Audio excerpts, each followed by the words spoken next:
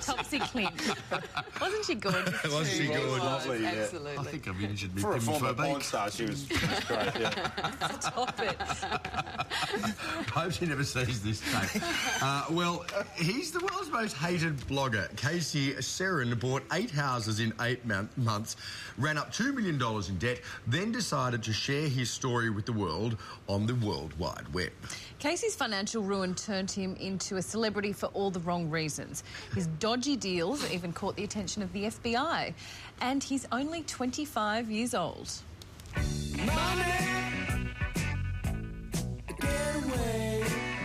It's the get-rich-quick dream that turned into a nightmare. The market was hot. I decided to give it a shot. Wannabe real estate mogul Casey SERIN thought he could beat the system, buying and reselling houses. My first deal, $30,000. I got a little bit of euphoria. I thought, hey, I can do this more and more.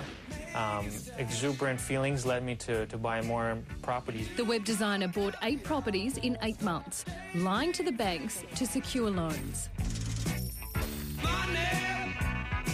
In total, I was $2.2 million in debt between mortgages and unsecured lines of credit and credit cards. But instead of hiding, Casey decided to tell the world.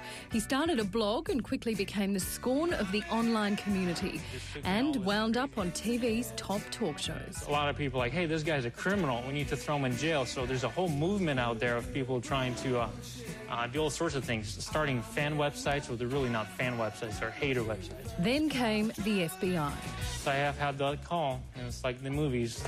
I'm ready. It's Casey here. It's crazy. Let's talk face to face. All right. Just like that movie, Casey says, catch me if you can. Every raindrop doesn't want to be blamed for the flood, right?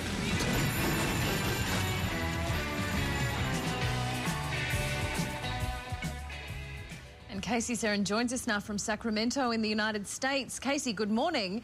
How did you amass such a huge debt in such a short period of time? Good morning to my Australian friends. Happy Father's Day, by the way. The way I got all this debt is I was just simply very much an entrepreneur, and I wanted to go after my dreams. And sometimes you got to use a little bit of leverage to get there. Yes, a little bit of leverage, Casey, and a little bit of misleading and deceptive conduct on the way through. Did you think to yourself as we were going through, oh, this is going to collapse in a heap, someone's going to find out? Well, I mean, you know, when you're in the middle of it, you're just doing what you got to do to get to the next level. And, I mean, I don't like to use this excuse, but everybody else was doing the same. So I figured, you know, it's gray area, but it seems to be working, and the banks are letting us do it. So I don't know who to blame. I do take my personal responsibility, of course. Okay, so you're in the middle of all of this situation that you've created. Okay, but why did you decide to share your story with the world?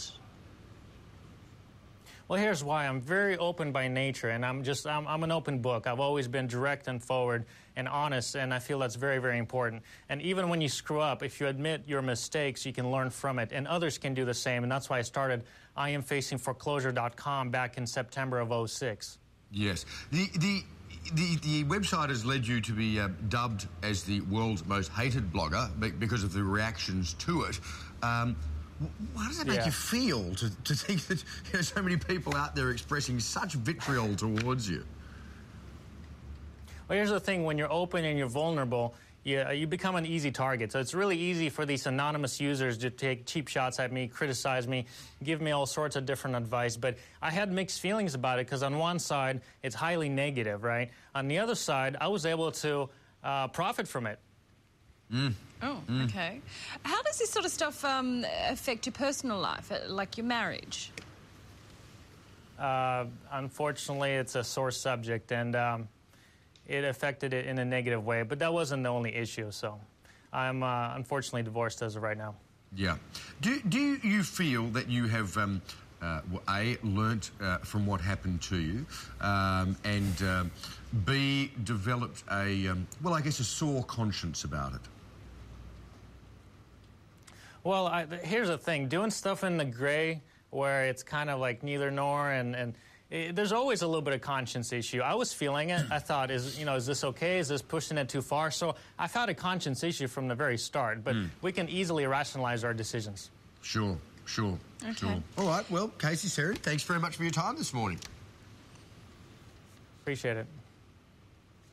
Well, who's the most devoted dad in Hollywood? Find out in our Father's Day special. Also coming up, 8-year-old foot soldiers, the council recruiting children